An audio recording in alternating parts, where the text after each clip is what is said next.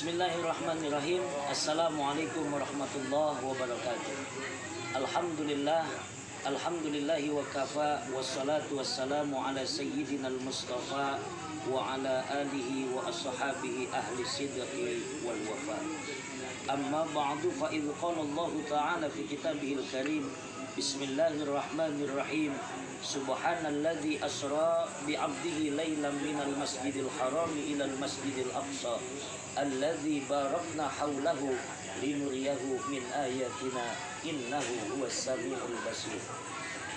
Shadaqallahul azim wa sadaqa rasuluhun nabiyul karim wa nahnu ala dzalika minasyahidin wasyakirin walhamdulillahi rabbil alamin.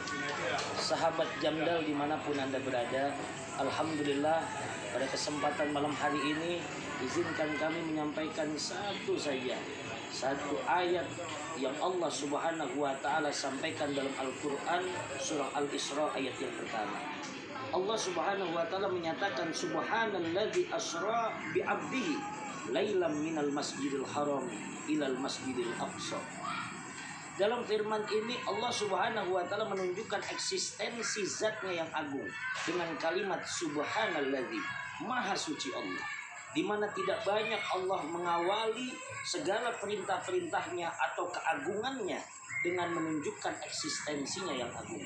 Padahal ketika kita sambungkan ayat tersebut, ternyata keagungan itu bicara tentang ketika Allah memperjalankan hambanya di waktu malam minal masjidil haram ilal masjidil aqsa.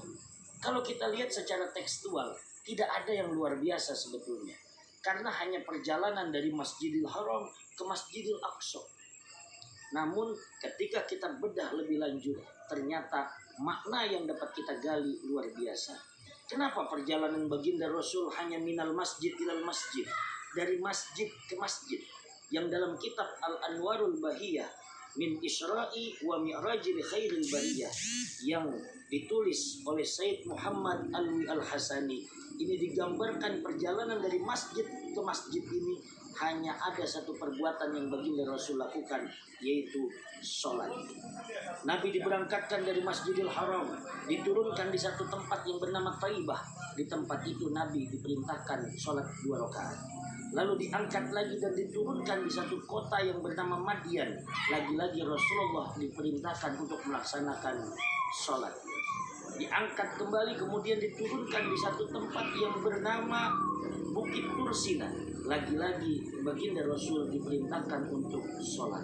Diberangkatkan lagi dan diturunkan lagi di Baitul Lahmi, atau dalam bahasa Ibrani disebut sebagai Bethlehem. Lagi-lagi di situ Rasul diperintahkan untuk melaksanakan sholat.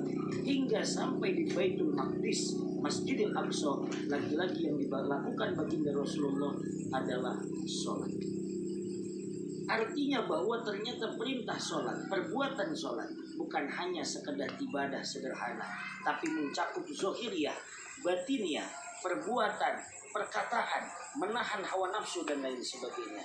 Untuk itu lewat ayat ini, yuk sama-sama kita merenung agar nanti di bulan Ramadan yang sudah ada di hadapan kita, kita benar-benar mampu menjadi muqiminas shalah. Rabbi ja'alni muqimas shalah wa min dzurriyyati rabbana wa taqabbal du'a.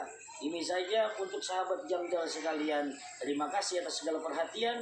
Wallahul muwaffiq ila aqwamit thoriq. Assalamualaikum warahmatullahi wabarakatuh.